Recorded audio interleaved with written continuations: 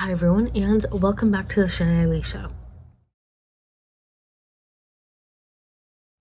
So this is a beginner-friendly book / reader etiquette, as you can tell from the title of this video and the thumbnail. I am specifically going over 12 things in this video, part of which are points I came up on my own, and other points are some that my bookish mutuals over on Instagram sent to me that they wanted me to remember to include. Again, this is beginner-friendly, but it can be applied to everyone in the reading community, bookish communities, large and small. And because it is beginner-friendly, it is more of a basic tips for reading etiquette and book etiquette. So if you have anything you want to add to this, please feel free to comment down below with anything you'd like. Let's get into this list.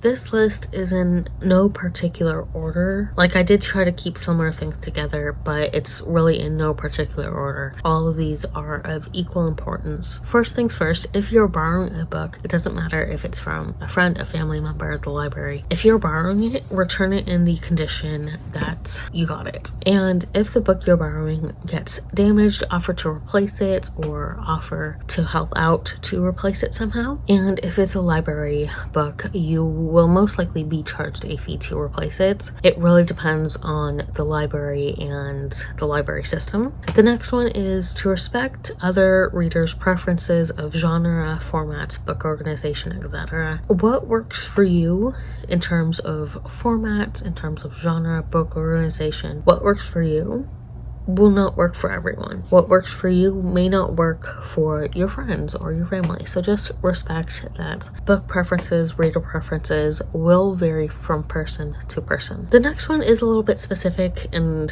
kind of backpacking off of the one I just said, but don't comment on a person's bookshelf organization. Like alluded to in the prior little tip, I guess, we all have our preferences in terms of bookshelf organization, whether it's by color, by author, by genre, by height, a combination of organization ways. It doesn't matter at the end of the day if someone organizes their books different to you. The next few do also fall under the respect the other readers that you know, or even that you don't know, but that you have connected through social media with. But it all falls under the respect umbrella. So not everyone is reading for the same reasons that you are. I've seen a lot of this on Book Talk specifically, where there are people out there on social media and bookish communities where they think that everyone is reading for the same reasons they are, whether it's intellectual or not, and that's just not the case. So just be okay with that. The next one is everyone will have various opinions on books and just everything related to books. As we all know, reading on the whole is subjective, and there are times where it's less subjective and more objective, but 99% of the time reading is subjective. Bookish related conversations and aesthetics or whatever have you, that's subjective. Next is try to avoid the overarching or umbrella statements like you have to read a certain number of books per month or year, or a certain genre or format doesn't count as reading. It's 2024,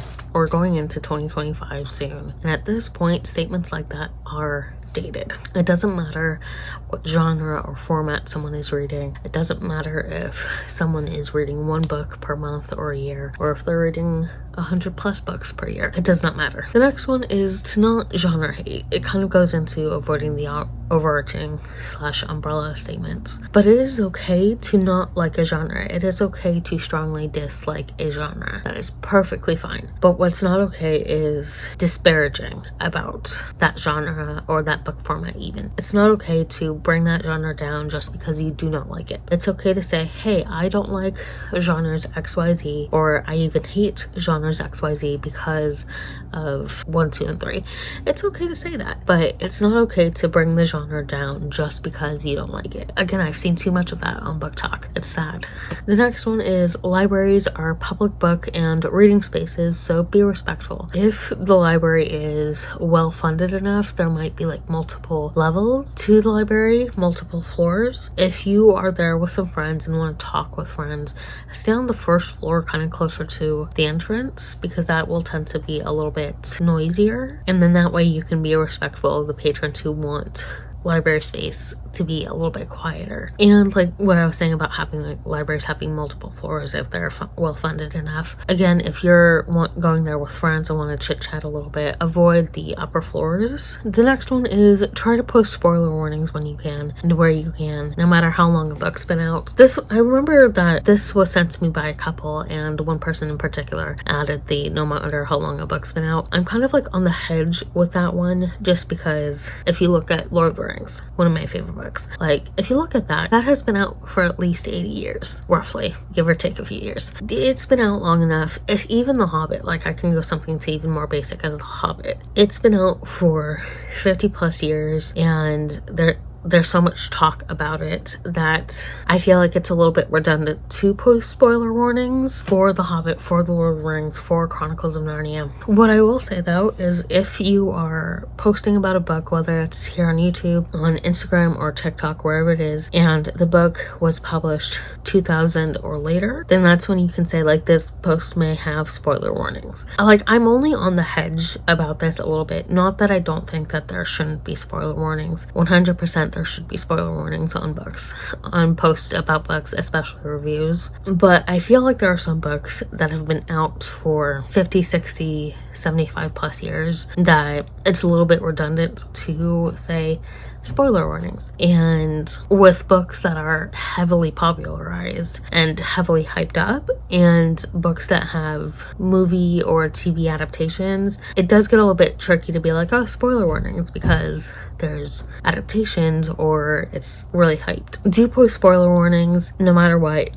100%. I am a little bit on the hedge because I am more so on the hedge about the really hyped books, like I said, or books with film adaptations or TV adaptations, or books that have been out for, I would say, minimum like 60 years. I'm a little bit on the hedge, but like I said, post spoiler warnings, it doesn't matter at the end of the day. The next one is listen and do your own research when minorities say that a certain book or author is problematic. Even if it's only a part of the minority saying it, they're saying it for a reason. If you have like minorities, especially BIPOC minorities, LGBTQIA plus minorities, saying author X is problematic because of Y and Z, or book A is problematic because of B and C. At the end of the day, we need to listen because, like I said, they're saying it for a reason. Even if it's part of that minority saying it, they're probably saying it with good reasoning behind saying it. Do your own research. However, again, like with minorities specifically, we really need to start listening to their voices more, especially in the bookish community. We need to start listening to their voices more. And the last one I'm covering today is if you're going to resell a book on a selling platform like Mercari or Pango Books or Facebook Marketplace or any other selling platform. This one is another one where it gets a little bit tricky with the conversations about it. Baseline, if you're reselling a book on a selling platform, then don't list it at cover price, list under. The main reason is that because the author is not getting a cut of your sale when you're reselling it. Now, like I said, this conversation does get a little bit tricky if you're like painting the edges, because 100% you sell your work for what it's worth when you're doing that. But at the end of the day, like the books are not books that you wrote, and again, you're most likely not sending the author a certain cut of the pay. So that is the end of today's video. Thank you all for watching, and I'll see you all in my next video.